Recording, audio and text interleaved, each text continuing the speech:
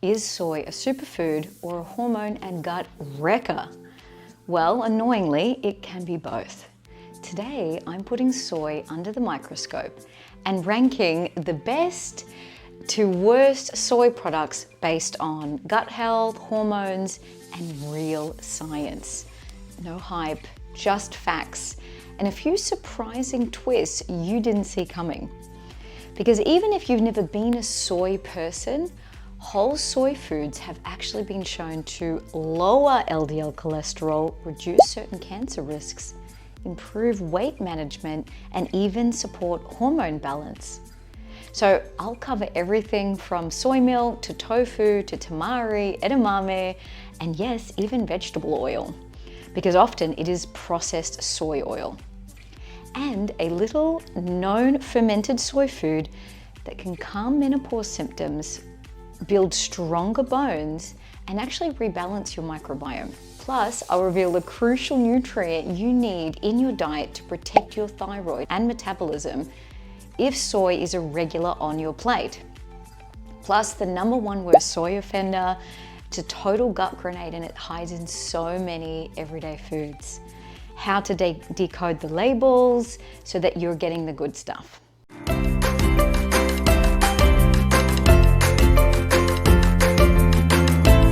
Hi everyone, I'm Leilani, I'm a chef, I'm a microbiome nutritionist, and I'm a total gut health nerd. And I'm here to help you get a happier gut with just simple science-backed food swaps that actually work. Now this is part 2 of my soy series. If you haven't watched part 1, I'll put the card here. That's where I bust the biggest myths and lay it all out for gut-friendly groundwork. Now grab a pen and paper, or better yet, download my soy survival guide from my Gut Love email club for all the research-based details. I'll put the link in the description. Now, quick note, if you have a soy allergy, this is an automatic no-go zone. But for everybody else, let's dive in.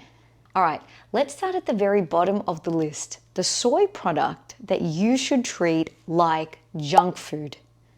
Soybean oil. It's often sneakily called vegetable oil, which always makes me laugh because there's absolutely no vegetables in this bottle. And it is one of your gut's biggest villains. So over 90% of the world's supply comes from genetically modified crops. It's the single largest source of pro-inflammatory omega-6 fats in the modern diet. So that's contributing to inflammation, weight gain, fatty liver, and even studies are linking it to anxiety. So a small amount in your diet, your body can buffer the damage, but this oil is literally hiding everywhere in processed food, snacks, salad dressings. And in animal studies, diets high in soybean oil, vegetable oil, margarine, literally shifted the gut microbiome towards inflammation, killing off the beneficial bacteria. So it goes straight to the bottom of my list along with margarine, because that is often soy oil. Switch over to extra virgin olive oil, because at least you can have control at home with what oils you are using. Next up on the products to avoid are soy or plant-based fake meats, protein powders also made with soy, and protein bars also made with soy. So one of the main reasons, and I'll show you this one, shred and burn, that makes me laugh because marketing, I mean, come on, man, marketing, it's so confusing already, but they make it impossible. But these kind of processed soy, they're ultra processed, you lose the good stuff, and the high heat and chemicals, including hexane, damages the proteins and they trigger an immune, basically a battle within the body. It creates a war going on, and it means all the artificial sweeteners and methyl cellulose that's in these things are, the body has to detoxify them, right? So it's a load on the gut, it's a load on the brain, and the hexane that is part of the chemical, plus the bleaching that is part of the process of extracting the soy from the soy oil or from the product is actually has been shown in long-term studies to be a neuro or a brain is something that damages the brain as well as the organs. So you want to really, this is bad stuff. This is stuff that you don't want in your diet. If you do have it, it's minimal. And this is like the plant protein version of it. The stuff in there also, the artificial flavors and colors, they cause bloating and gas and diarrhea, inflammation everywhere. It's also got sugar oils, like sugar alcohol. So I'll have to show you on this list. So like the number one product, if you can see here, you've got soy protein canola oil. So those oils are highly inflammatory. This is not real food, guys. This is isolates. And the interesting thing, like with this, it says shred and burn, but actually like the sugar oils, which I can show you in here, if you can see, it's such a small thing. They're called like, I saw it before. There's just a ton of ingredients. So I can't even find it, but I saw it before. Erythritol, for example. This stuff is actually shown to give you blood sugar swings. So it has the opposite effect of shred and burn. It does not do any of those things. And I got this on special because I don't buy this stuff. So I was not prepared to pay very much for it. So I just paid $3. And I actually tried it. It's extremely salty, to be perfectly honest. So it's not really a flavor that I like. There's a lot of good plant-based stuff out there, but definitely not these meats. All these bars, they're just, the body doesn't know what to do with them. And they really damage the microbiome. They're not real food, so your microbiome does not know how to break it down. And that's why it can get stored in adipose tissue, cause weight gain because it's locking up the toxins in the body. That's enough on that because I could just keep going, but I don't want to rant too much longer. Okay, we're moving on to something that is more of it's a good, healthy soy, right? It's not fermented soy, which is the bee's knees and the creme brulee of the gut world. It is moderate consumption. It's a good, whole product that you can have in your diet if you're not allergic to soy. And definitely go check out part 2 if you want to know what all this stuff does, what beneficial soy does for you, because it's got tons of benefits for it based on so much research, and I go into it in that talk. So, but we've got soy milk, okay? Now, soy milk in terms of plant-based milks is really good. I wasn't converted until I did the research, to be honest. I was more of a coconut milk person, which I also think is really good. But with soy milk, there are pros. There's better versions or cleaner versions and ones that are a bit more harmful that can kind of balance out the good and the bad. That's why the research is kind of complicated, because it's not just the product itself. That's why I'm going to teach you what to look for on the label, okay, with the good products of soy. So the ones before, you really want to avoid them as much as possible. These ones you can have in your diet, just choose the better product. So Bonsoy, for example, Japanese, they know what they're doing. I'm in Australia, you can get this here, you can get it in different countries. But I'll show you what to look for on the label, because this is made of whole soybeans.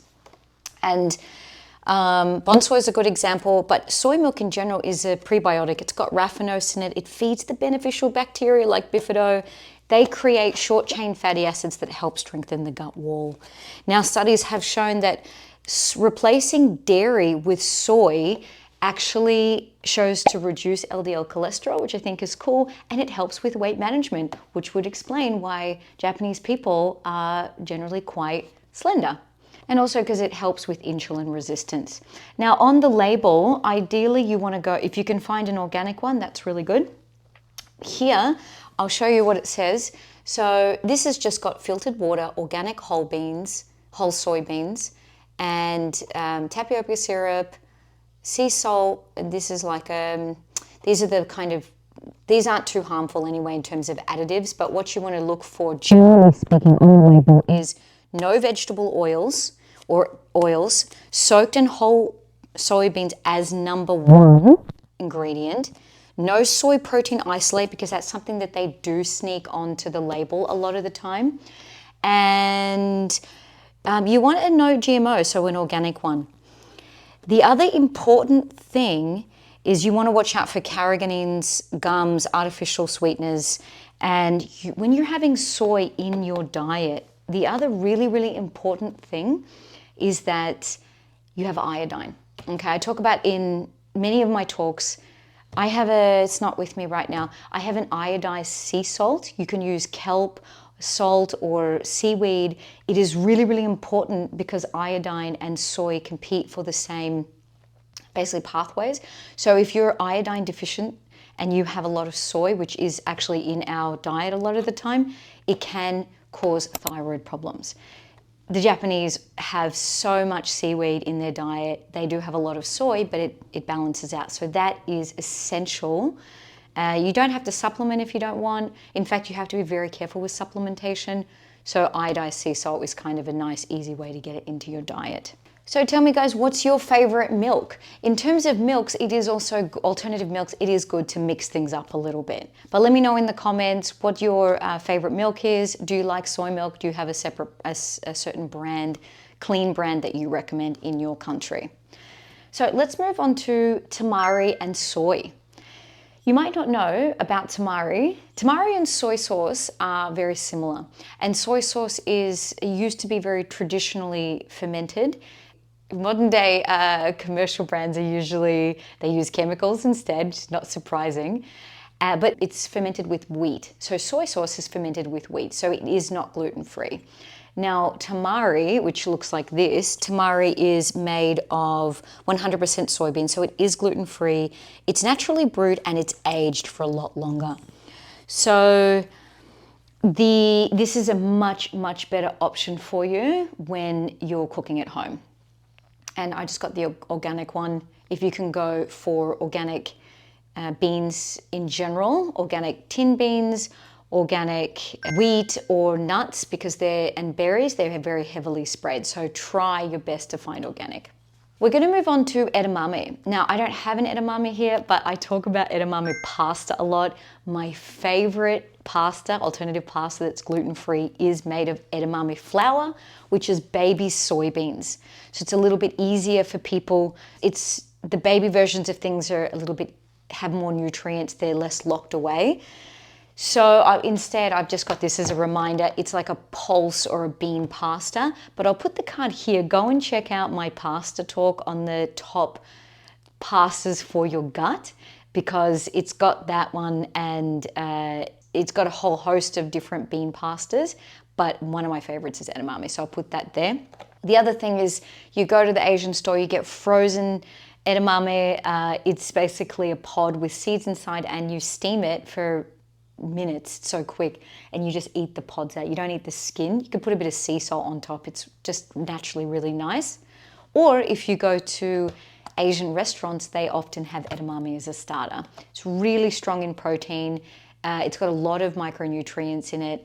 So it is a really, really good option. I will say something with beans, and particularly edamame. If you're somebody that bloats from beans, which is really quite common if you've got a gut dysbiosis or you haven't been eating those foods, low and slow, okay? Start small amounts. Start with a small amount of that pasta or a small amount of edamame beans, and build your tolerance up. Because the more that you eat the food, the more bacteria will grow to break down that food. That's why with candida and things like that, the more you eat sugar, the more it feeds that species that want more sugar, that tell you, hey, you need to eat sugar. So that's why when you're changing your diet, it can be very helpful to just go like nice and slow. I'll go into fermented soybean products soon, which is like phenomenal for your health because they have the prebiotics and the probiotics. Easiest to digest for the gut, particularly with sensitive gut people. So, but if you do still have issues with beans, because soybeans are beans obviously, and it is such an important part of gut health to be eating these fibers to feed the good gut microbes. In my gut health course, I'll put the links below, I go into how to eat beans without bloating, because there is so many ways you can cook and do take off skins, prepare them the right way. I've also got a cheat sheet for beans. It's called Prep Like a Pro, and it's beans, grains, and legumes. nuts, sorry, and how to ferment them at home very quickly. It takes just a few minutes of hands-on prep so that they have the most nutrients, the least anti-nutrients like phytates and enzyme inhibitors, and that it's just easy on your stomach so you're not so gassy and bloating. Because a lot of people don't eat them because they think it's not good for their gut, but it's just their gut is just not prepared for it. Okay, let's move on to tofu.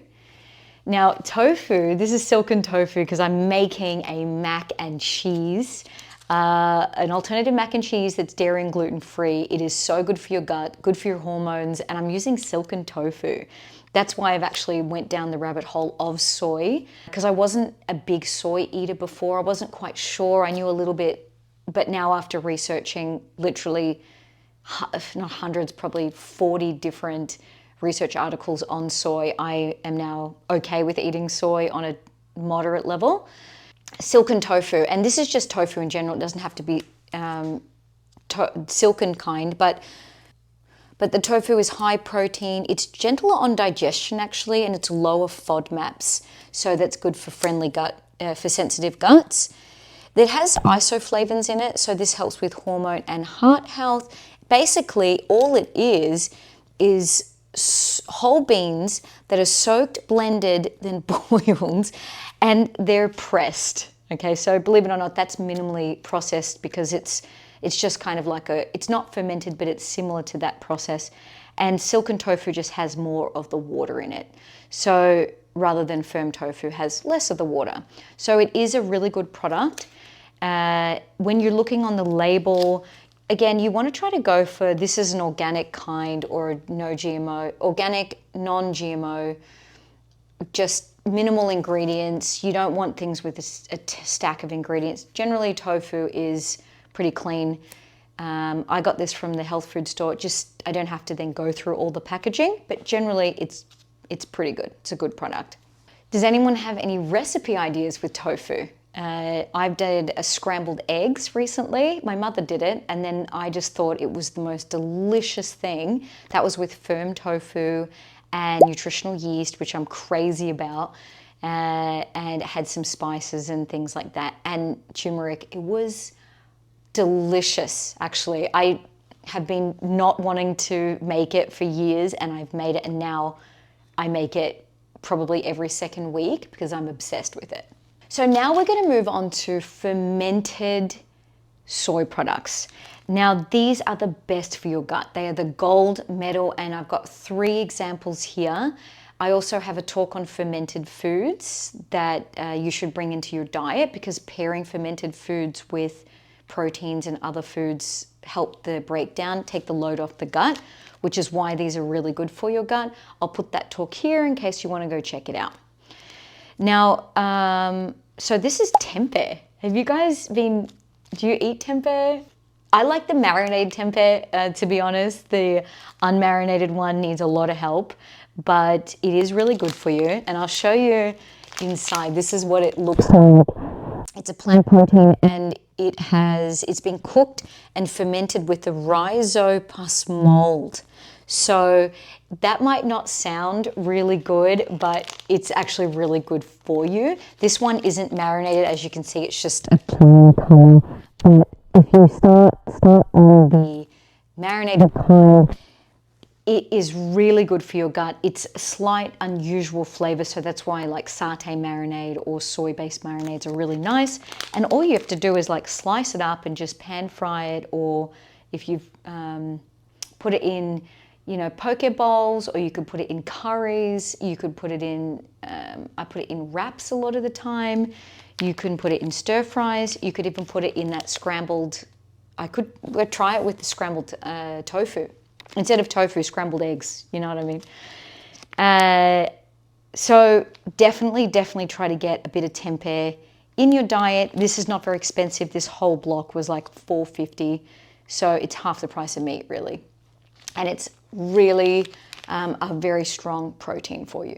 Moving along, we have miso. So miso, you can use miso in, say, salad dressings, or just in a miso soup, which is really good paired with foods, because this is basically a probiotic powerhouse in it. and it's a fermented soybean. You can get different kinds. This is, you want to find the unpasteurized if you can, naturally fermented, non-GMO. Again, you see the consistency with the labels.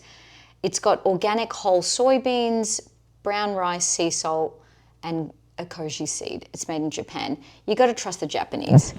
They really know what they're doing with soy. So when in doubt, go for a Japanese product. And in Australia, we have a huge Japanese and Asian population, so we have lots of Asian stores. And a lot of these products are really cheap if you buy them from the Asian food store. Now, because it's got live cultures, you don't want to cook it. So when you're making miso, you'll boil your water, put it in your cup or bowl, and then spoon in there and mix it, right? So you don't want to boil it, otherwise it'll kill the live bacteria. Okay, now this one you probably haven't heard of, but it is phenomenal. Can anyone guess what it is? Can you see? Have you had any idea what this might be? It is natto. It is a powerhouse probiotic. It's the richest source of vitamin K2 as well, which is great for strong bones. Gut health, it feeds up bacillus bacteria, and I'll show you what it looks like inside. Actually, in Japan, they eat this for breakfast sometimes. And studies have shown that women that eat, these are just the sources, you can choose to eat it or without it. This is, by the way, I found this in the freezer section of the Asian store. Ask for natto. It's so cheap. I got 3 of them for like $4, and you serve it with rice generally and spring onions. I just have it straight when I'm just going on the way somewhere. And I've got to show you because it's not for everyone, okay? It's like Vegemite. It starts with A. It's an acquired taste, yeah? It's very salty. That's why it's nice with rice and a bit of spring onion. My son is crazy for it. Have a look at this. Okay, so it's stringy. This is the bacteria in there. And this is such a good product. It actually is shown in studies to help women that are going through menopause to reduce their symptoms and also create stronger bones for everyone, but also particularly going through menopause. Now, you can put the sauces in there, but I want to show you. You're going to put the sauce and you're going to mix it, and have a look at this. It is so crazy, that texture. I'd love to know if you tried natto, what you think of natto. Don't expect to like it on the first go. Again, it's like Vegemite, right? Or whatever acquired thing in your country. It took me 4 or 5 goes before I liked it. Now I crave it because you're also building the bacteria that want to eat it. So if you don't have it, the first time you eat it, you're like, this is weird. Unless it's packed with like sugar and terrible fats, your body won't necessarily like it straight away, like sour foods and things. But once you slowly introduce them into your diet, then your body starts to crave them. This is a phenomenal food. This is the #1 food if you can get into your diet. Even if you just have it once every couple of weeks or a month, it's so, so good for you. Guys, thank you for watching. I hope you got a lot out of it. I just want to say, in summary, is soy good for you? Yes, it can be, absolutely, but you have to make the right choices. And so there's decades of peer-reviewed research that has shown that good quality soy has improves the microbiome, improves, lowers cancer rates, increases certain cancers anyway, increases bone density or bone strength, helps with hormones and menopause symptoms. The list goes on. So soy, absolutely, unless you're allergic to it or potentially there's something else going on. So you've got thyroid issues, maybe you might want to be a bit more careful because of the iodine. But as long as it's natural, in its natural form, mostly natural, you know what I'm saying, with the soaking and the preparation, and even better with it's fermented, it can be part of a very healthy, balanced diet. Yeah. So again, it doesn't mean just eat soy, okay? Because gut health means diversity. But for those people who are wondering whether you can or can't have it, then from my experience and my research, I would say yes. Until next video, love your guts.